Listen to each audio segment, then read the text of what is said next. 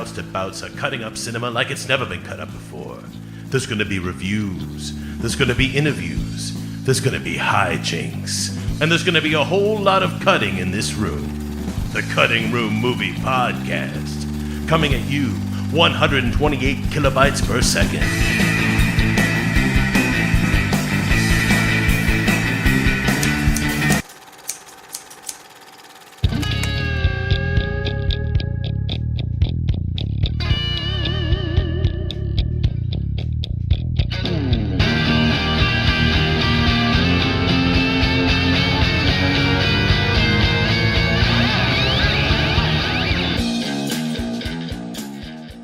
I think stand-up comedy is in all of us. I'm not suggesting that we all have the talent to do it, but I'm certain there's a connection we have with the comic that makes us feel like he's talking for us and not necessarily to us. And some are sent from the gods like Carlin, Pryor, Kaufman, Marr, Rock, and Hedberg. And some just try, and that's okay. But one thing is for sure. They all have guts, and laughter comes from the guts, and there's something to be said about a man or woman who can get up on that stage with only a microphone in hand and move their guts into yours. You know, everybody on this show has guts, and I know for a fact our listeners have the guts. And all I'm really saying here is if you do have the guts, I guarantee you'll never be a punchline. You're listening to episode 95 of the Cutting Room Movie Podcast. As always, as usual, I am your host, Tom Detloff, and tonight I am joined by Mr. Joe Christiana, the counselor, Adam Shoulder, and once again, Billy Barassa is back with us. Our classic theme this time around is stand-up comedy. Last week we talked about Kevin Pollak's 2015 film Misery Loves Comedy. Tonight we're moving back a little bit in time, just a little bit back in time, Joe. Not like you like to throw us back in time. But no, we're not. We're not going through the wormhole. No, we're not. No, we're staying rather close. But we're going to be doing Martin Scorsese's 1983 film. It just gives me chills. The King of Comedy, starring Robert De Niro and the great Jerry Lewis, as well as Frank Whaley's film The Jimmy Show. So we're going to have a lot of fun. We're going to talk a little bit about Scorsese tonight. We're going to talk a little bit about an independent film that Frank Whaley wrote and directed and starred in. So it's going to be great. Also, you can check out our interview with Frank Whaley, which is right up on our website, right with the show. So a lot of cool things going on here at TCRMP. Mr. Billy Barassa is going to get things started tonight with his introduction to Scorsese's The King of Comedy. I got a feeling it's going to be a damn good one. Billy, let's get it rolling, dude.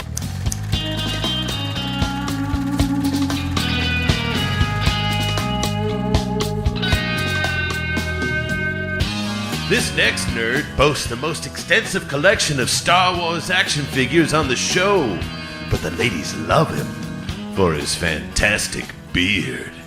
Whip out your notebooks, because you know there's gonna be a quiz. It's Billy, the Human Thesaurus, Barassa.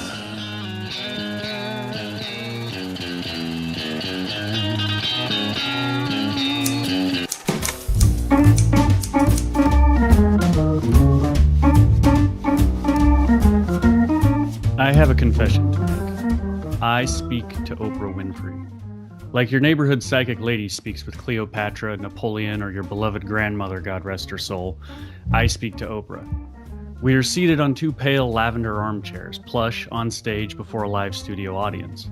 I explain to her the path I trod to success, dispensing modest, pithy bits of wisdom. Cut to the audience close-ups, nodding attentively. Oprah asks a question. I pause a moment, reframe it more intelligently, and answer it. Everyone goes, "Ah, this is a man with insight." Oprah looks into camera. When we come back, she says, "More with our esteemed guest." Rising applause, talk show theme music, commercial. Why does this happen to me? I have never met the person Oprah. I never will. But for 10 formative years of my childhood, her image was on the family television every weekday afternoon. My mother seated and watching while on break from housewifely chores. Somewhere in the developing mind of a young boy who even then had contempt for this trashy daytime ritual, the inner symbolism of the talk show format slipped past conscious defenses, wormed like a virus into his inner psyche, and established itself as a symbol of need. Neurons reached out, seized this symbol, and took its ghostly shape. Its purpose was simple: to fulfill a thirst for attention, applause, adulation, and vindication. Even at that age, he had a powerful thirst for that aha moment when everything in a flash is made right. They understand me now. They were wrong and I am right. I always was and always will be. And so to this day, when I am particularly exultant about something I wrote or some minor achievement, when I'm feeling wounded, hungover, exhausted, or over-caffeinated, this fantasia may strike like an electric shock, telling me that I am a great misunderstood genius. Never mind that I am a conscious adult of 36 years and immediately groan to myself with embarrassment at this miserable flash of hubris. The mechanism goes on, unthinking, unstopping. Unchecked, it could easily twist a man into a Rupert Pupkin. If you have never met Rupert Pupkin, you're in for a treat. In 1983, fresh from the knockout punch of Raging Bull, Team De Niro Scorsese came out of left field with The King of Comedy, a movie that plays firmly in the key of nails on chalkboard. I recall the first time seeing this film, wanting and needing to crawl over the back of the couch and out a window.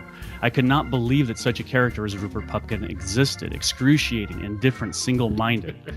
He has come to embody for me a great fable of some human excess. In the film's opening scene, Pupkin, played by Robert De Niro in perhaps his finest performance, literally bumps into Jerry Langdon, played by Jerry Lewis, and tries promoting himself into a spot on Langdon's late-night talk show as a stand-up comic. Langdon gives him a shot, a real one, at an audition. But that's not good enough for Pupkin. For him, it's not about the work, about comedy, or even celebrity. It's about itching some scratch that confirms his own superiority to those around him. He is all mechanism, no reflection. He does not see people as individuals, but as tools or obstacles to his desire. Even his idol Langdon is a mere embodiment of Pupkin's desires and can be brushed aside when he ceases to be of help. The King of Comedy careens from one awkward, painful scene to another without ever a moment's comfort. It contains some of Scorsese's greatest restraint as a director, tying our nerves into knots and offering no release. There is violence, as always with Scorsese, lurking beneath the film's skin, but it stays bound up in verbal hostility and subtle body language. The only gun brought on screen is a prop. As with everything in the film, it's phony. But Pupkin, in his quest for 15 minutes of fame, is a clear reflection of Travis Bickle from that earlier masterpiece, Taxi Driver, and is probably even more unhinged. When release finally comes for Pupkin, it is not in hallways bathed red with light and blood, but in the violence of applause. It's here, in a spotlight, surrounded by a too clamorous crowd, that Pupkin seems finally at home. Home because he knows from his heart that the real relationship between fan and celebrity is not one of love, but of hate.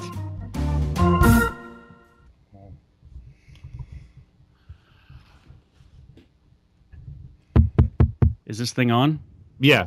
Oh, Billy, you're all done? I'm sorry. I had my microphone off. You kind of cut it short there quickly. Hello? Is everyone there?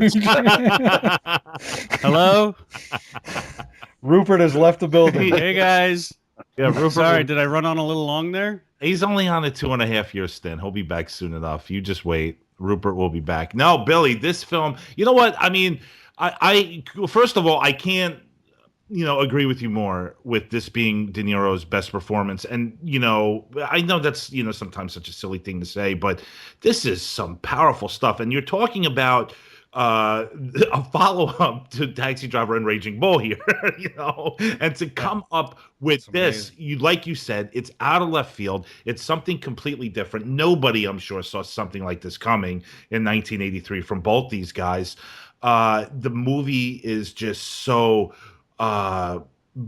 just brilliantly quiet, yet it's just constantly kicking you in the gut the entire time, and just nerve-wracking. It's just insane. It's exhausting being with these people in this situation for 2 hours. Everything is uncomfortable too, and I have seen this movie probably at least a good 5 times in my life. I haven't watched it in a while, probably in a few years, but even watching this film just the other day, I'm sitting in my living room, as uncomfortable as hell for an afternoon, and I just can't help but think that this is one of the greatest pieces of American cinema ever given to us.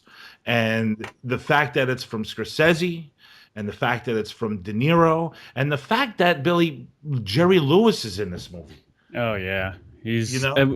It's hard to explain. Like I'm always fascinated when a great artist uses symbols and capitalizes on an audience's reaction to someone or something. Like whether it's Mickey Mouse or the Empire State Building or something, and like having Jerry Lewis in that role is just it brings a whole world to that. Like it's just wouldn't be the same if it was an actor who was not such an entertainment icon. I think so. And from what I understood, I mean, he wanted to do this with Johnny Carson, and Carson didn't want to do it. And Lewis was probably his second pick, and really the right one. He's really extraordinary. I mean, he's full of rage, Billy. Jerry Lewis? Yeah, Lewis is well, you called him Langdon. It's Jerry Langford. Langford is the name of the character. Oh, my bad. No, that's okay. But Langford is just so full of anger and just solitude. And he, I mean, I really got intimate with this film this time around, and just, noticed, I love it when Diane Abbott says, there's just the table's only set for one, Yeah, it's I never noticed that line until this. Right. And it just all made sense to me because I was, watching him at his New York apartment, and it was just this huge apartment, and the same thing, his dining room, there was, he just sat there by himself and ate. And, this is a man that seems to just not like people. I don't know if he was always like that. He says he kind of has always been like that. I mean, through the dialogue, but I'm not sure if, he was like that or became this way, but he just, for a man that's entertaining so many people, Jerry Langford is just a miserable person that doesn't want to be around anyone, and then of course Rupert Pupkin comes along, the best friend anyone could ever ask for. Ever. But no, seriously, I mean, this film just doesn't, listen, reality and fantasy are just like kind of like, on screen, just kind of walking hand in hand here, which is just really weird. I think that this is just an extraordinary, I'm masturbating here. I'm sorry. You're a babbling fool. No, but this is it. To me, when we do the show and we talk about movies and we watch great movies, I mean, listen, Joe, I'm going to get you in here. I mean, to me, brother, this is really one of them, dude. To me, this is pure cinematic beauty. Yeah, man, it's a great film, and the run that they had, these two guys, with those is just remarkable, and as good as any string of films that anybody has put together, Absolutely. And yeah, Jerry Lewis is amazing in the film. It would have been really weird to see Johnny Carson in it. That is a real. I didn't know that. That would have been a really it would have turned a really interesting dynamic, and it would have pushed this over into areas that only really people started messing with later. It seems later on, where there's this like with the reality really TV. gray line between reality and being John Malkovich. That's just fresh in my head because we mentioned it last time. Just having somebody playing a fictional character of themselves, and how much is real. It's a really interesting dynamic, especially here in this celebrity, this culture of celebrity. Would have been amazing. But yeah, you're right, man. These talk show hosts are like become, they have this wall up around them as a defense mechanism to fend off all the natives that are trying to get in, get into the fort. It's pretty crazy because Letterman's renowned, pretty infamous for that, and so is Carson, and then I guess Jay Leno's defense is just to be a complete plastic bubble face or whatever the hell these guys are. They're really not men of the people, Joe. They seem like they're no longer part of the race anymore. You know what I mean? No. They're not allowed. They're like this traffic directors in this cosmic world of absurdity. Right, right. It's easier to get access to the president than some of these guys. You know, I jokingly say that, but like, it's so true. You're right. I mean, something happens, I guess, to them that is just, right. They just put up a wall, I guess, man. Yeah, I guess, I remember reading something Warhol was writing about, and he was talking exactly about celebrity, and he assumed this persona of being like this, like just detached and not there. And he just said, I never used to be like that because I didn't have to be. And I think that once you get that celebrity, either you're the kind of person that just laps it up and lavishes in it, or you have to just disconnect yourself. You become a man apart. You know I what I think mean? Jerry Lewis's character here at the end when he's talking to Rupert Pupkin, when they have him taped up, and Langford is trying to be calm and talk his way out of the situation, and he kind of talks about being paranoid and how you're constantly worried about people taking from you and screwing things up for you, and whether or not you'll be back next week because of someone else's mistakes. And there's like this whole paranoia, I guess, when you're on top, when anybody's on top, that you have to just be constantly worried that you're going to get knocked down at some point. Yeah. Well, what's interesting about that scene is that he's giving Pupkin what he wants, Mm, or what he thinks he wants, which is, to connect with him on a human level. And it's the first time that it seems like yeah. that he's human at But he all. makes the mistake by saying, I give you my word. Isn't my word good enough? And that's where Pumpkin was not fooled, because it's like, fool me once, shame on you. Fool me twice, shame on me. He gave him his word at the Yeah, beginning of the film and didn't, do anything for him. So, yeah, it's just such a dark moment, yeah. and Well, it's so yeah. funny how dark Pumpkin is, how just incredibly happy he is the whole time, like throughout the whole movie. He Well, doesn't. he's delusional. It's easy to be happy when you're not He's living in reality. delusional. I mean, he gets upset he gets upset with the Bernard character a couple of times, and his mother. I guess it's women Pumpkin has a problem with. I don't know. I'm trying to figure it out.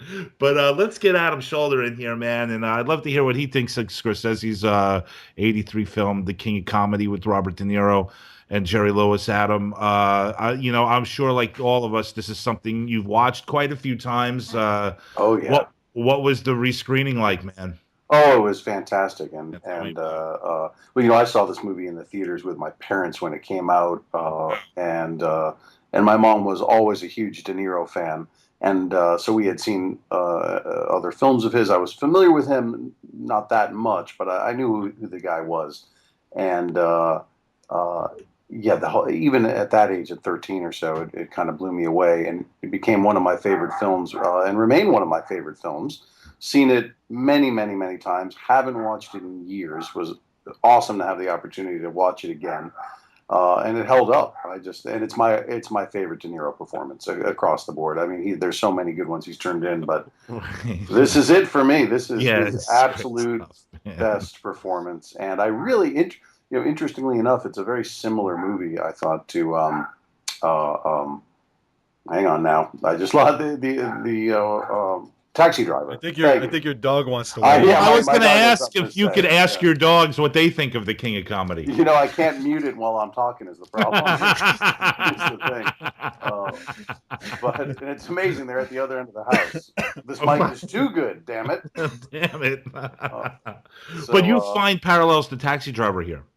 Oh, absolutely. You have the anti-hero that's pretty much, shit upon or feels shat upon by the world, and is going to do something big to make his mark. And even though it is completely misguided and dangerous, and movies kind of end the same way in a sense. Although I think, in my opinion, the difference is in Taxi Driver.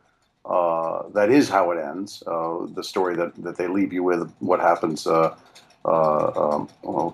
Travis Bickle. Whereas in the King of Comedy, I think that most likely we're probably meant to assume we're back in that fantasy world, that rich fantasy life of Pupkins, and he's probably sitting in a jail cell somewhere. And do you think so? I can't quite nail that down. I know that you're not supposed to nail that down, Sure. but is that you think that that's what's Well, going on, huh? what's funny was I don't think I ever really thought that. I think I always thought that it actually this launched him his career. But Right. watching it this time around, and of course, I'm older and more cynical now. But even just the filmmaking style at Right. the end there was more like the fantasy sequences than reality. So I think, yeah, Because all of his delusions or whatever were always like shown as televised. televised, and the lighting's a little different, and even just the way the announcer kept repeating his name like 4 or 5 times at the end during the applause. Rupert Pupkin, Right, Rupert right, Pupkin. right. So I'm pretty sure, yeah, that the I always found it weird that the announcer did say that, like, over and over and over again. It's as many times as I've watched it. This is a new concept to me, Joe. You know, I just think it it's just sorry, a, just really quick. I just think it's a coda that represents the inside of Rupert Pupkin's mind. I just think that's the inside of his mind. Like it's yeah, just a quick sketch of what his life is. If you were standing inside his head, that's what you'd hear and see. yeah, Sorry, Joe, exactly. go on. I see. But none of it's real. I don't think so. I don't think that's my take on it. And like, you don't think it's real either, Billy? You think that it's a You think it's a delusion? fantasy? I think that the repetition of the name gives it away. Yeah, you know what I would thinking Because about it and now. also also I think in 1983, like other than Network by is it Sidney Lumet that directs that Patty Yes, Chayefsky Lumet, script? yeah. No other movie really tackled, although that James L. Brooks one was kind of about the cynicism of the media, but it never really went into absurdity. This and Network are the only ones that really launched into just pure absurdity. And so it seems like crazy in 1983. Now we take it for granted that someone can do something ridiculous, even illegal, and spend time in. I mean, who was the friggin' guy that went to prison for the Jack Abramoff? I just watched that documentary. He went to jail. He was a senator. Tom DeLay. He ends up on friggin' Dancing with the Stars when he gets out of prison, right? Scams millions and millions of dollars from people and ends up like that's normal to us now. But in 1983, I think it was probably an absurd concept that guy would get a talk show host coming out of prison. Right, right. I really thought, Joe, I've always thought that was a legitimate ending. I have too. And Because then to me, that's what the this, people, because of what we're talking about here, that, that's what the people would demand. They'd want more of this guy, that he would be some kind of a hero in some fucking wacky way. always felt that that was it until I rewatched it, and it really jumped out at me this time. me too. Really Actually, it jumped was out. only this Yeah. time that it really occurred to me that it was a possibility. Yeah. And now that we're talking about it, Yeah. I think I kind of think that that's the case. Yeah. It's weird. Whereas Taxi Driver, Bickle, I think, that's all very real, that he goes on to sort of become this almost a hero, a savior Right. of this young And that girl. reflection at the end is real to you in Taxi Driver of Sybil Shepherd. That's not in his mind. I get, yeah, I think so. That's the sense I get, but I could be way off on that too. No, of course. I mean, it's all theory. I mean, yeah, of course. But I thought just very interesting parallels in terms of our lead character and his journey in both of those films. Just one of them is a very dark tale, and the other one, well, they're both dark tales, but one's a dark comedy. Have you guys ever seen, just speaking of dark comedies and Martin Scorsese, After Hours? No, of course. That's a great. Well, that's that's the weird thing about the King comedy, because he does the King comedy and then he immediately does After Hours in '85, I believe, and he kind of just does right at him two really dark, bizarre comedies in a row, which was unlike Scorsese, which is great, and he produced to me two of his finest pieces of work. I mean, the guy's now, I mean, look, he's been around forever and he continues to make great movies. I mean, there's no doubt about it. You never know when he could come up with something that's gonna, Oh, The Wolf of Wall Street just came out Yeah. not too long ago. It and was and amazing. that's great. But Wolf of Wall Street is great. But these movies, I think, are on different levels, Joe.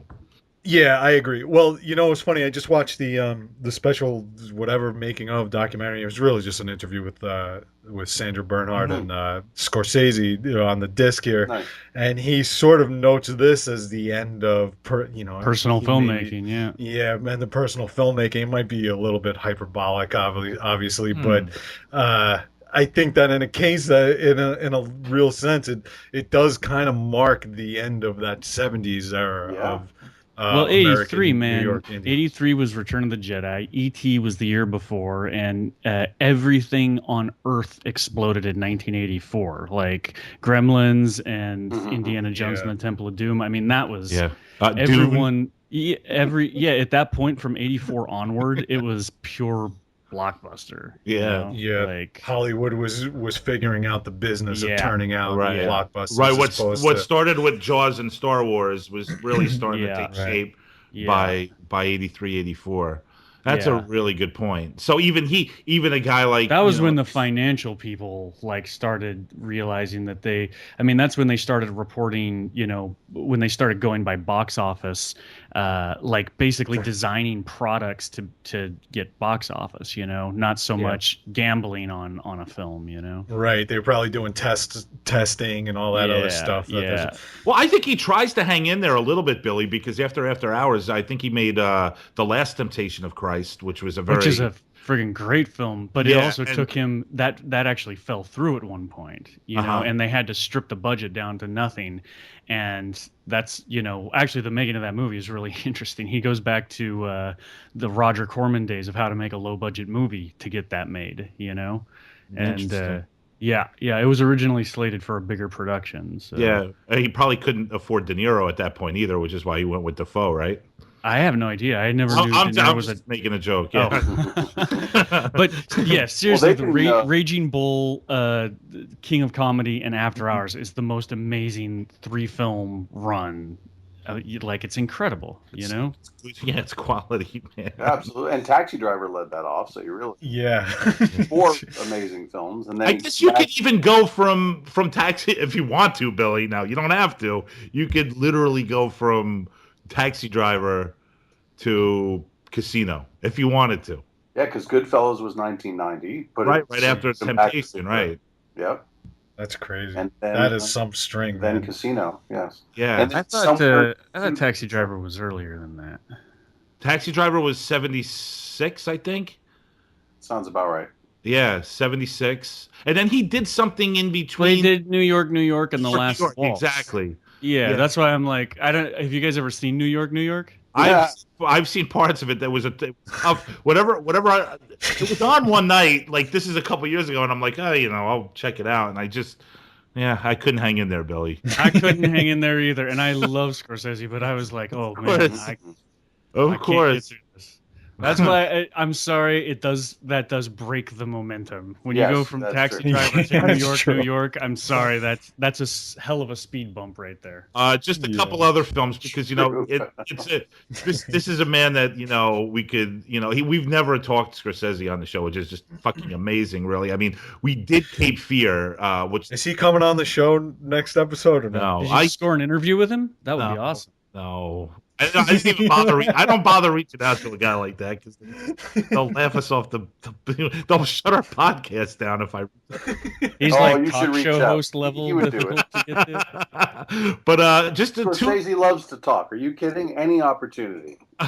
Another film sandwiched in between Taxi Driver and Casino is The Color of Money as well, which is something Joe I think wanted to bring to the show at one point.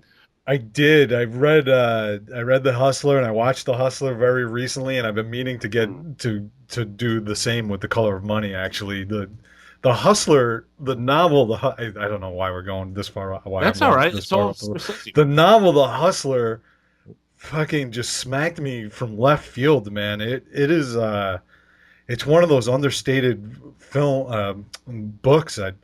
I think the guy was trying to write the great American novel in a sense, man. It's fucking amazing. It just really blindsided me. So, so you were thinking of doing a piece with the Hustler and the Color of Money is what you were doing. Yeah, this dude Walter Tevis. Actually, I started reading him based on our discussion about the David Bowie film, that crazy alien The picture. Man Who Fell to The Man Who Fell to Earth. I read that, and then it led me to the other one, and then I know he wrote The Color of Money as well. I haven't read that one, so yeah, that's been on my radar. Actually, that's on my to-do list. Actually, yeah, that's cool. But yeah, this man's work is just. I mean, this is ridiculous.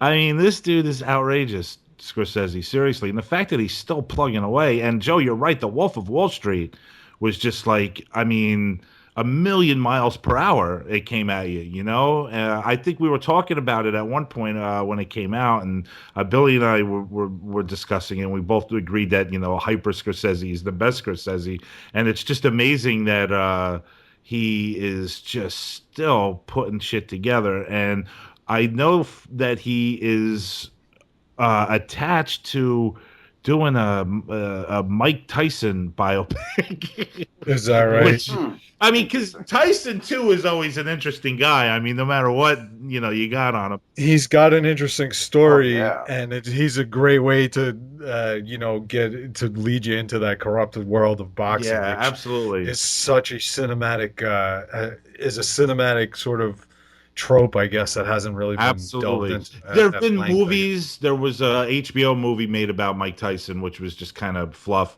And there's been, I think James Toback made a really good documentary about Tyson around 2008, where he just really just put the camera in front of Tyson and just let him go to town. And then Spike Lee just directed Tyson does like a one-man show about his life, which is really good. I don't know if anybody ever. I've heard of that. I heard about that. Yeah, because Tyson is just fascinating. It's amazing. It blows me away how fascinating Mike Tyson. Well, that guy, he became a cult of personality, in what was it, the late 80s or the mid what was it, early 90s, I guess. And he would just come out and punch somebody out in like 20 seconds. You'd get together at a party or something, and then that it would be over in like a minute. Right. Yeah, I mean, it was insane. I mean, his reign of terror on the boxing world for a good 5 years, I think, was just outrageous. Before he self-destructed, which is where the story, I think, would probably be with Scorsese. He'd probably be very curious about the self-destruction. Scorsese's also attached to a Ramones biopic as well. Exactly. Yeah, which I think he's doing a documentary about the dead, I think. Well, that's interesting. I think I thought I heard. Well, how old is Scorsese? I mean, how the hell? It's the Clash is in King of Comedy. Yeah, that's right. They were heckling Sandra Bernhard. After her and Pupkin had that like little exchange where she gives him the money, and he's like, "All right, this is the last time I'm doing this." And those scenes on the streets of New York and Midtown are amazing, man. It's just great. How's that Times Square? Doesn't look like that anymore, does it? No, that looks scary. Yeah, it's scary. It really did. All those, you never know what kind of maniacs are walking around. Like you feel like you're about to get mugged, which is walking. The scene where Jerry Lewis is walking and that lady's on the payphone and wants him to talk to her nephew Morris, I think is the name in the hospital. Is really funny. It's also a scene that Jerry Lewis directed for the film, which was cool. Because I think it's something that came right from his life. I think that actually happened. Absolutely, Joe. That's exactly what it was, man. Yeah, it's like it's just so like some of my favorite scenes too. I mean, every scene. I mean, from beginning to end is just incredible. But just any scene Lewis is walking down the street, is just hysterical. Just the way he's walking. Yes. Yeah, and he kind of has like a girlish walk to him at some point, like a very proper girlish walk, which is I haven't watched too many Jerry Lewis movies. I can't really. That's how I wanted to end this little segment is to ask you guys about that. Okay, go ahead. Joe, because I've not studied his work, and I think that a lot of people are impressed with his films. I know the French do, but I mean, some people consider him a really good filmmaker. I don't know him well enough, to have a comment on that. Billy might, Adam might. If you do, guys, if you've watched a few Jerry Lewis films, I'm curious to know what you think, man. Well, you might. I grew up in a Jerry Lewis friendly household. My dad was a huge Jerry Lewis fan. He grew up sort of idolizing him, and so I saw many of his films when I was young. And from what I understand, I can't remember which film it is, The Bellboy maybe, where he really designed a whole style of filming that is still used to this day. The set was this a fully interactive, fully immersible set. The use of the camera. He was fairly pioneering in some filmmaking aspects, and I wish I knew more because I know I'm being pretty vague. His performances were often very slapstick and goofy, and I don't think anyone saw him taking this turn in this film where he really played a version of himself. Right. And it was pretty raw and real, and he really delivered it. And totally. I thought it was fantastic. And I had the opportunity once not to really meet him, but when my dad was actually in the hospital for a minor surgery, I was in my teens. I just kind of decided to wander around the hospital one day when I was visiting and wandered off the elevator onto the set of Hardly Working. And Jerry Lewis and Madeline Kahn were filming a scene in the hospital. And, that's like the last movie he directed, right?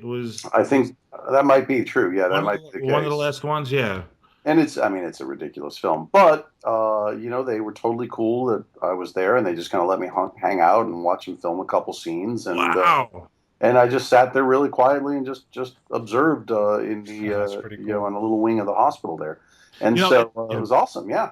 It doesn't surprise me that you say that in The Bellboy, like he created a set design, I guess that was pioneering. From what I understand, he was a very efficient filmmaker. That he'd always come in under budget. He'd always come in a few days early. That he just was a very efficient filmmaker. Billy, did you watch? Do you have any experience with his films? Well, I mean, I really liked him when I was a little kid, because for the same Robin Williams thing, he's just like a monkey bouncing around the screen, So the old Dean Martin, Jerry Lewis movies, yeah. But, at a certain point, it's like you stop and go, hey, this isn't funny. This is obnoxious. Like it's really, yeah. So, but from what I hear, he was he really wanted to be a European style auteur filmmaker here. I guess he developed a video assist. He was the first director to actually do that. Oh, and then playbacks. Right? Yeah. So they could review a take right after they watched it, right? Yeah. That's it. He was also, I think, the only American director. I remember there's this crazy movie that he did that was shelved called The Day the Clown Cried or something like that. Am I getting that right?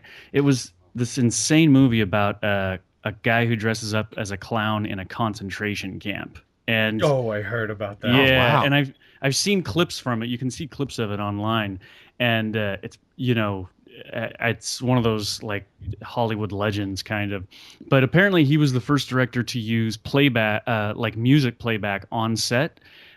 So that he would play music while they were filming, so like Fellini used to do, to get everyone in the mood and to get a rhythm to everything, so that everyone was moving to a beat, And then of course they would dub it over later, but the rhythm remained in the movement, And so he was definitely trying to be he was trying to be a proper filmmaker for sure. And there's there are stories about him just butting heads with studios, and the legend goes that he was too much of a perfectionist, so that's why he didn't keep working as a director. Interesting. Very good. See a little Jerry Lewis for you, Joe Christiana. There you go. I don't know if I can bring myself to a Jerry Lewis retrospective, but I'll put it on my list. I'm not quite sure if I can make that happen here. Hey, I have two things. I want to talk. I think we should talk a little bit about Sandra Bernhard, and then I just want to ask Billy really quick, Tom. That last comment that he made, that fan and celebrity is based on a relationship of hate. I would love to hear what's going on there, dude. What do you mean? Let's do that first. Billy, you want to answer Joe's question? I know it's hyperbolic, as Joe likes to say. A bit hyperbolic, as Joe likes to say. I think that I think that there's a two-way street in people's love and adoration of celebrity, and I think it's based in part on hatred and jealousy. And I think that's why there's a sort of sadomasochistic relationship that happens there, where Like you want them to fail. yeah, well, Like, it's why I mean it's like I mean, this has been around forever. This summer I read a biography of Marie Antoinette, and I was blown away at how similar the relationship between royalty and the commoners were at that point, and celebrity and audience today. And they loved her for the first half of her career and were ecstatic to parade her through the streets and chop off her head when they were done with her, you know? And today it's just people hacking actresses' iPhones and showing their sex videos, Right. putting their sex videos up on the internet. You know, there's a real master and slave thing going on there, where it's like the celebrities can be punished by the public whenever they feel like it. Like, yeah, I mean, you see it all the time. Someone says one thing on Twitter, and then everyone just up in arm. You know, Right. they're just dragging them down and beating them. You know, throwing mud on their face in the street. You know, it's just now it's on the internet. You know, so Yeah. you know, and in the movie, it's pretty clear that Rupert Pupkin doesn't give a shit about Jerry. Jerry just embodies an idea that Rupert has in his head, and he There's gets a great as close to moment. him as he can. And then once Jerry is actually an obstacle to him getting what he wants, he brushes him aside without batting an eyelash. He doesn't have any compunction about doing that. You know, Right. there's a great scene. Oh, there was just a great line where Sandra Bernhardt's character Masha says, "That's not him. When it's him, it never looks like him." Right. Yeah. Yep. When they're getting ready for the kidnapping. Yeah, that's great. They're only what they imagine you to be. The celebrities are only what you imagine them to be, and then when they fail that conception of them, then just like any good old French queen, you could behead them in the town square as promptly as possible. Baffled by people like the commoners, you, me, and everybody we know, saying, like, having an opinion on a celebrity's life. Right. How do you have an opinion on that? You don't know that person. They're not your friend. They're not your family. Positive or negative, like for every action there's an equal and opposite reaction. So if you're commenting favorably on someone's life who you've never met, that's just as phony and full of shit as commenting unfavorably, right? Right. It's the same thing. So, you know, your admiration for this person is total horseshit. You don't know them, you know? Right. It boggles my mind. Well, celebrity. But at the same time, there's a difficult. human need for that because it's been around forever, you know? Idol worship. Yeah, for sure. Sandra Bernhard, Joe. What's what do you want to? Oh, she's amazing in this film, man, and I mean, she just deserves to be talked about for a couple of minutes here. I remember seeing this film as a kid, and just the sexuality that I know she's not an attractive woman, but No. I mean, that scene with her, I mean, she is attractive in some sense, You're the worst. She's not a good-looking broad. I mean, I don't mean it like that. That's not typically attractive, but when I was a kid, I was just so taken by her. I know. Enough, Joe. Enough. I guess I'm not going to dig myself out of that. No, Scorsese describes her as a sexual predator in that. Sexual terrorist. Yeah. But no, Joe, I'm with you. Listen, when I saw this in the theaters when I was 13. And she's drops down to the panties and that whole scene. It's like, yeah, there was some material there for a young boy at the time. Yeah, I was mesmerized. It was maybe one of the first times I ever was exposed to something like that, and I was like, holy shit! Mm-hmm. I was like that danger, definitely that like the bad girl. There was definitely alarms going. She got prettier as she got crazier, which unfortunately set the course for most of my adult until I met my wife. So I blame Scorsese and Bernhard. Scorsese just cut her loose too because she wasn't, a trained actor or anything. So he kind of just let her do what she wanted, I guess. Or that scene, that monologue. I don't know. There's a lot of improv in this total. movie. From what I understand. I think hers is mostly. Oh God, mostly that when she says, I feel so impulsive. I want to be black. Be black. I mean, it doesn't get better than that. When she says, yeah, she's like, I want to be Tina Turner. She's like, ow, just a little Tina Turner thing. Yep. But yeah, you're right, Joe. And she is, because she's in a film full of boys here, and she just kind of, just works her way in and creates I mean, the Masha is, it's something you don't forget. It's amazing. When she was talking in that interview, she's talking about what Jerry represents to her.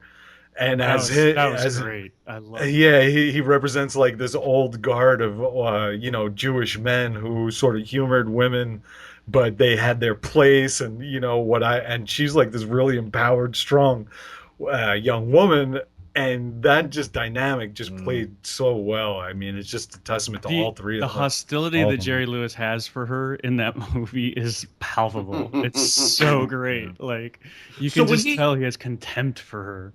Lastly, guys, when he pulls the trigger on that gun, does he know that it's fake before he pulls the trigger? Or was he going to kill her? Oh, I think the first one he shot, he didn't shoot at her. I thought it looked like he shot off to the side. Okay. And then once he saw I thought it was pointing at her, though. Okay. All right. Well, I was just curious, man. Because I never noticed that before. And I was like, man, was he willing to shoot her right in the stomach right there, and it just wow. I didn't notice that. I thought it was pretty deliberately like stated by the film that he wasn't trying to kill her. Okay. All right, cool. All right. Just a thought. He did smack the shit out of her though. Oh, he did. Yeah. And then ran. No compunction about that. He smacked her and ran. Yeah, that's true. I would have got the fuck out. And there's another great New York moment, because it just would not surprise you if you're walking, on 30th Street or whatever, wherever the hell you might live. I guess upper East Side or whatever. If you just see a woman just running down in her, in her panties down the street, you look at him like, oh well, yeah, another day in paradise. All right, guys, thanks a lot for talking about Scorsese's The King of Comedy. Excellent stuff. We're going to move on to the second half of the show, the final segment. We're going to do Frank Whaley's 2001 film, The Jimmy Show. Joe Christiana is going to give the introduction, so let's get it moving. Joe?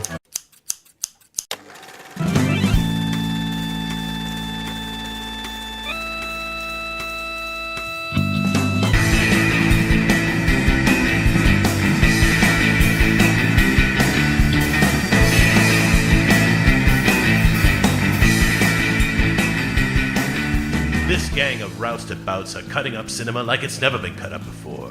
There's going to be reviews. There's going to be interviews. There's going to be hijinks. And there's going to be a whole lot of cutting in this room. The Cutting Room Movie Podcast. Coming at you 128 kilobytes per second.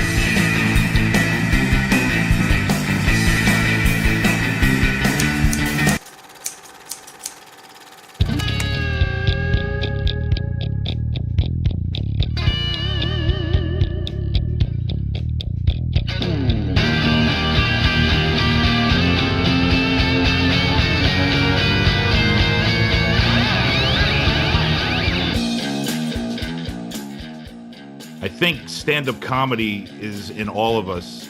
I'm not suggesting that we all have the talent to do it, but I'm certain there's a connection we have with the comic that makes us feel like he's talking for us and not necessarily to us. And some are sent from the gods like Carlin, Pryor, Kaufman, Marr, Rock, and Hedberg, and some just try, and that's okay. But one thing is for sure. They all have guts, and laughter comes from the guts, and there's something to be said about a man or woman who can get up on that stage with only a microphone in hand and move their guts into yours. Everybody on this show has guts, and I know I know for a fact our listeners have the guts. And all I'm really saying here is if you do have the guts, I guarantee you'll never be a punchline. You're listening to episode 95 of the Cutting Room Movie Podcast. As always, as usual, I am your host, Tom Detloff, and tonight I am joined by Mr. Joe Christiana, the counselor, Adam Shoulder, and once again, Billy Barassa is back with us. Our classic theme this time around is stand-up comedy. Last week we talked about Kevin Pollak's 2015 film, Misery Loves Comedy. Tonight we're moving back a little bit in time, just a little bit back in time, Joe. Not like you like to throw us back in time. But no, we're not. We're not going through the wormhole. No, we're not. No, we're staying rather close.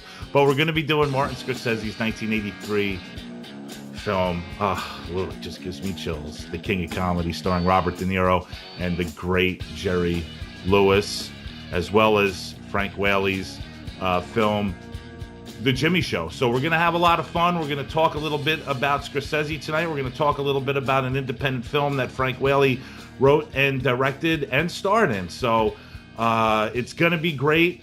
Also, you can check out our interview with Frank Whaley, which is right up on our website, right with the show. So a lot of cool things going on here at TCRMP. Mr. Billy Barassa is going to get things started tonight with his introduction to Scorsese's The King of Comedy. I got a feeling it's going to be a damn good one. Billy, let's get it rolling, dude.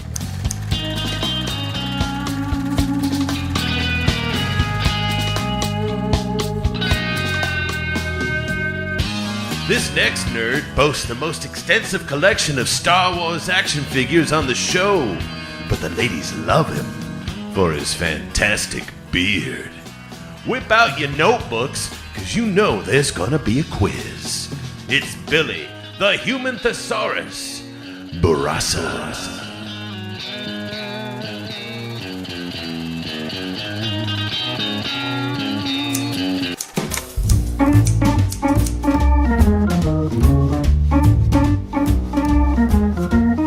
I have a confession to make. I speak to and so to this day, when I am particularly exultant about something I wrote or some minor achievement, when I'm feeling wounded, hungover, exhausted, or over-caffeinated, this fantasia may strike like an electric shock, telling me that I am a great misunderstood genius. Never mind that I am a conscious adult of 36 years and immediately groan to myself with embarrassment at this miserable flash of hubris.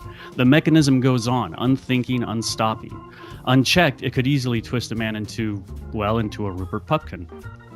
If you have never met Rupert Pupkin, you're in for a treat. In 1983, fresh from the knockout punch of Raging Bull, Team De Niro Scorsese came out of left field with The King of Comedy, a movie that plays firmly in the key of nails on chalkboard. I recall the first time seeing this film, wanting and needing to crawl over the back of the couch and out a window. I could not believe that such a character as Rupert Pupkin existed, excruciating, indifferent, single-minded. He has come to embody for me a great fable of some human excess. In the film's opening scene, Pupkin, played by Robert De Niro in perhaps his finest performance, literally bumps into Jerry Langdon, played by Jerry Lewis, and tries promoting himself into a spot on Langdon's late-night talk show as a stand-up comic. Langdon gives him a shot, a real one, at an audition. But that's not good enough for Pupkin. For him, it's not about the work, about comedy, or even celebrity. It's about itching some scratch that confirms his own superiority to those around him. He is all mechanism, no reflection. He does not see people as individuals, but as tools or obstacles to his desire. Oprah Winfrey. Like your neighborhood psychic lady speaks with Cleopatra, Napoleon, or your beloved grandmother, God rest her soul, I speak to Oprah. We are seated on two pale lavender armchairs, plush, on stage before a live studio audience. I explain to her the path I trod to success, dispensing modest, pithy bits of wisdom. Cut to the audience close-ups, nodding attentively. Oprah asks a question. I pause a moment, reframe it more intelligently, and answer it. Everyone goes, "Ah, this is a man with insight." Oprah looks into camera. When we come back, she says, "More with our esteemed guest." Rising applause, talk show theme music, commercial. Why does this happen to me? I have never met the person Oprah. I never will. But for 10 formative years of my childhood, her image was on the family television every weekday afternoon. My mother seated and watching while on break from housewifely chores. Somewhere in the developing mind of a young boy who even then had contempt for this trashy daytime ritual, the inner symbolism of the talk show format slipped past conscious defenses, wormed like a virus into his inner psyche, and established itself as a symbol of need. Neurons reached out, seized this symbol, and took its ghostly shape. Its purpose was simple: to fulfill a thirst for attention, applause, adulation, and vindication. Even at that age, he had a powerful thirst for that aha moment when everything in a flash is made right. They understand me now. They were wrong and I am right. I always was and always will be.